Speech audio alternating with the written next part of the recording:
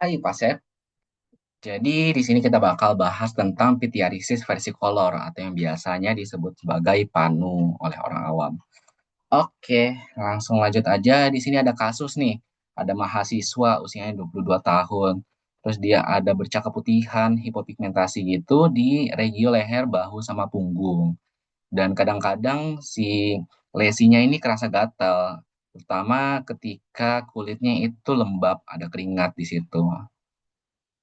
Dia itu udah pernah nyoba buat nyembuhin pakai bedak sama krim pelembab, tapi si lesinya itu nggak kunjung hilang.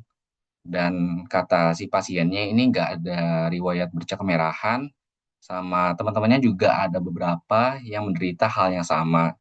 Habis diperiksa nih, kondisi fisiknya ternyata ditemukan makula hipopigmentasi, ada skuama juga, batasnya tegas, dan itu ditemukan pada regu leher, bahu, sama punggung atas.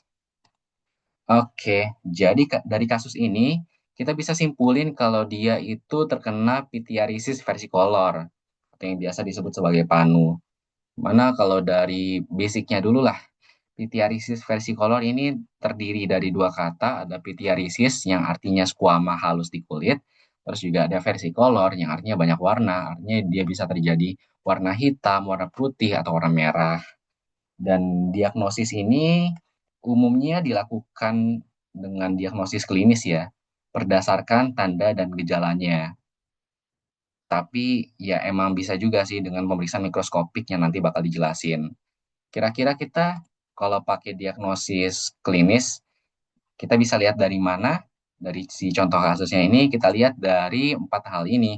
Intinya ada kulit yang lembab sama makula hipopigmentasi. Dan panu ini, si pityriasis versicolor, itu nggak menular seperti itu. Karena ya kita bisa lihat di sini. Ternyata si panu itu disebabkan oleh Malassezia furfur, dan Malassezia furfur ini merupakan flora normal di kulit. Karena dia itu flora normal, semua orang juga udah punya. Ketika si Malassezia-nya pindah dari satu orang ke orang yang lain, ya basically nggak bakal terjadi apa-apa kayak gitu ya. Dan si panu ini terjadi di seluruh dunia, tapi paling sering di daerah yang tropis kayak Indonesia. Rentang usia yang paling sering terkena itu adalah remaja, dan kondisi ini kadang-kadang terasosiasi dengan penyakit kulit lain nih, kayak folikulitis atau dermatitis seboroik. Faktor resiko yang bisa menyebabkan panu itu intinya ada empat. Ada kelembapan. Kelembapan itu bisa disebabkan oleh musim yang panas, jadi kita berkeringat. Terus juga ada hiperhidrosis, dari sananya udah berkeringat lebih, sama ada tinggal di daerah tropis. Terus bisa terjadi juga karena imunosupresi, di mana kalau imunnya lemah, si Malassezia furfurnya makin berkembang biak di kulit, dan juga ada penggunaan kortikosteroid yang bakal mengganggu mikrobioma kulit, dan itu bisa menyebabkan Malassezia furfurnya berkembang biak. Sama yang terakhir ada penggunaan minyak zaitun di kulit, di mana minyak zaitun atau sebum itu digunakan oleh Malassezia furfur sebagai sumber makanannya, sumber nutrisi. Ketika dia itu makin banyak, basically kita kayak ngasih ke Malassezia-nya suatu makanan atau buffet gitu. Mereka pesta pora, terus mereka berkembang biak makin banyak. Seperti itu. Oke, terus kita langsung bahas ke etiopatogenesisnya nih. Di mana kalau Malassezia furfur awalnya ada di fase ragi. Fase ragi yang kayak gini, yang bulat-bulat ya. Dan di fase ragi ini dia nggak menyebabkan apapun. Kayak dia nggak menyebabkan panu. Tapi ketika jumlahnya banyak, dia bisa berubah ke fase miselium yang bisa dilihat di sini. Dan fase miselium ini patogenik, menyebabkan panu. Kalau kita lihat di bawah mikroskop, dia itu punya dua struktur yang khas. Ada yang panjang sama ada yang bulat. Biasanya kita sebut ini sebagai spaghetti and meatballs. Kalau spaghettinya itu yang panjang, meatballsnya itu yang bulat. Atau dalam bahasa Indonesianya itu mie baso gitu ya. Apalin aja mie baso. Dan fase miselium ini bisa menyebabkan panu karena dia bakal mengeluarkan azelaic acid sama indol, dan keduanya ini bakal masuk ke keratinosit sama melanosit, di mana kita bakal fokus ke melanositnya aja. Di melanosit ini dia bakal menghambat atau menstimulasi juga dari tirosinasenya yang membuat melanin. Ketika si tirosinasenya dihambat, ya artinya melaninnya makin sedikit, ada hipopigmentasi di situ. Tapi kalau dia itu distimulasi, maka melaninnya makin banyak dan terjadi hiperpigmentasi. Kayak gitu ya, Pak Sep. Oke, di sini kita bakal bahas juga tentang faktor predisposisinya. Sebenarnya dari sini yang paling penting ada dua, ada kulit yang lembab sama produksi sebum berlebih. Kulit yang lembab itu bisa jadi breeding grounds buat si Malassezia furfurnya. Mereka suka di kondisi kayak gitu. Untuk produksi sebum berlebih, ini udah dijelasin juga tadi, di mana sebumnya dipakai buat sumber nutrisi. Dan makanya juga si panu itu predileksinya di daerah-daerah dengan kelenjar sebasea. Kayak di bagian dada, bagian punggung, bagian lengan atas, sama bagian leher. Terus yang bisa menyebabkan juga ada oklusi kulit, ini meningkatkan kelembapan, imunosupresi yang tadi udah dijelasin, penggunaan kortikosteroid juga udah, peningkatan hormon androgen ini bisa meningkatkan produksi sebum ya, balik lagi ke sini, aplikasi minyak zaitun ke tubuh juga balik lagi ke sini, sama ada faktor-faktor genetik lain. Oke, terus kita bakal lihat juga dari pemeriksaan penunjangnya, kayak yang tadi aku udah bilang, umumnya dia cuma pakai diagnosis klinis aja udah bisa menentukan apakah lesinya panu atau bukan. Tapi kalau misalnya mau makin yakin, kita bisa pakai dua pemeriksaan ini nih. Ada mikroskopis sama woodlight. Kalau mikroskopis, kita gunakan KOH. KOH ini bakal melisiskan keratin dan memperlihatkan sel-sel lain di bawahnya. Caranya, awalnya kita ambil kerokannya dulu dari bagian yang lesi atau bagian yang rusaknya, bagian hipopigmentasinya, terus kita letakkan di kaca objek dan kita tetesin juga KOH 10% atau bisa juga 20% tergantung tingkat ketebalan keratinnya dan kita biarkan selama 15 sampai 20 menit. Setelah dibiarin, kita bakal lihat di bawah mikroskop. Jika hasilnya itu positif, kita bakal ngelihat struktur spaghetti and meatballs tadi di bawah mikroskop. Kita lanjut ke woodlight, itu basically menggunakan UV buat ngelihat fluoresensi dari lesi-lesi tertentu, kayak si Malassezia furfur.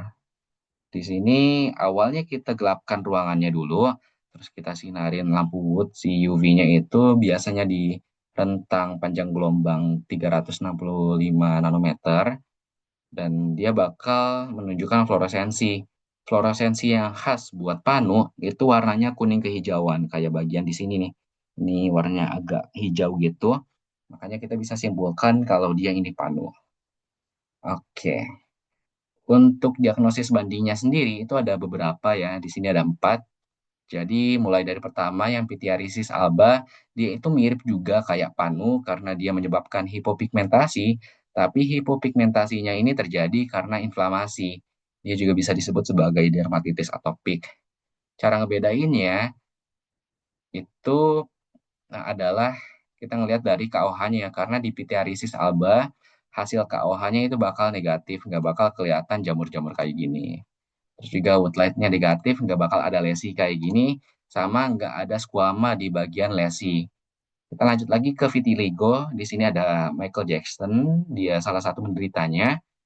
Dan kalau kita lihat si vitiligo ini, hasil KOH-nya bakal negatif. Terus woodlight yang ininya bakal warna putih dan homogen di semua lesinya. Terus batasnya juga tegas. Dan di lesi hipopigmentasi ini nggak bakal ada squama. Si vitiligo ini disebabkan oleh autoimun. Oke, kita lanjut lagi ke kusta atau lepra, di mana kalau kusta ini tanda yang khas di bagian lesinya bakal ada berkurangnya fungsi sensorik. Jadi kalau disentuh, sentuhannya kerasa halus banget gitu. Itu ciri-ciri kusta buat ngebedainnya sama panu. Dan kalau kita lihat KOH-nya juga, hasilnya bakal negatif. Lanjut lagi ke post-inflammatory hypopigmentation atau hipopigmentasi pasca inflamasi. Ini kita bisa bedain dari riwayat si pasien. Kalau si pasien ada riwayat kelainan kulit, kita bisa mengarah ke arah PIH ini. Dan kita juga bisa lihat kalau hasil KOH-nya negatif, bisa jadi dia terkena PIH dan bukan panu. Dan ini disebabkan juga oleh inflamasi yang menyebabkan disregulasi melanin. Oke, untuk tata laksananya sendiri, kita ada beberapa prinsip ya. Yang pertama identifikasi, terus kita perbaiki faktor predisposisinya, kita rawat kulitnya, kita edukasi, dan kita bisa juga pakai tambahan ini, rehabilitasi kosmetik dan psikologis bila diperlukan. Untuk bagian merawat kulitnya itu, kita bisa menggunakan anti jamur topikal. Di mana kalau yang krim itu ada terbinafin, siklopirox, sama krim ketoconazole. Terus buat yang bentuk sampo, itu bisa ada dari selenium sulfide sama pyrithione zinc. Awalnya, kalau lesinya itu masih menyebar, masih meluas, kita pakai krim dulu nih. Setelah makula atau plaknya itu, si plak hipopigmentasinya nggak membesar dan nggak ada skuama di atasnya, kita bisa pakai sampo yang isinya ada zat aktif selenium sulfide atau pyrithione zinc, biasanya diiklankan sebagai anti ketombe, dan itu bakal mencegah panunya datang kembali. Jadi ini fase maintenance-nya. Di sini kalau misalnya masih pakai krim, artinya itu fase penyembuhan. Oke, di sini ada pencegahannya. Itu caranya di sini ada beberapa yang intinya sih ngebahas tentang menjaga kulit agar tidak terlalu lembab sama menjaga tingkat sebum di kulit ya. Sama mungkin menjaga kesehatan aja plus edukasi ke masyarakat. Oke, di sini ada bagian terakhir yaitu rehabilitasi ketika terjadi disabilitas di mana kalau panu ini sebenarnya nggak bakal menyebabkan disabilitas fisik nih, dan dia emang nggak harus diobatin. Tapi dia itu bisa menyebabkan disabilitas yang lebih ke arah mental, kayak minder, dan penderitanya itu dikucilkan. Cara mengatasi disabilitas mental ini kita bisa melakukan edukasi. Edukasinya itu dilakukan ke arah pasien sama ke arah masyarakat di sekitar pasien, jadi ke lingkungannya juga. Kalau ke pasien, kita jelasin lah bahwa lesi hipopigmentasinya ini bakal ada lumayan lama, bakal butuh waktu buat warnanya rata lagi, dan kita bakal saranin juga buat melakukan pencegahan, kayak yang tadi pakai sampo, dibasuh ke seluruh tubuh, nggak cuma ke rambut aja, biar membunuh si Malassezia furfur. Edukasi kita ke masyarakatnya, itu jelasin aja kalau penyakit panu ini bukan penyakit menular, biar si penderitanya itu nggak dikucilkan. Intinya rehabilitasi ini berfungsi buat mengembalikan kepercayaan diri dari pasien. Oke, gitu aja Pak Sep.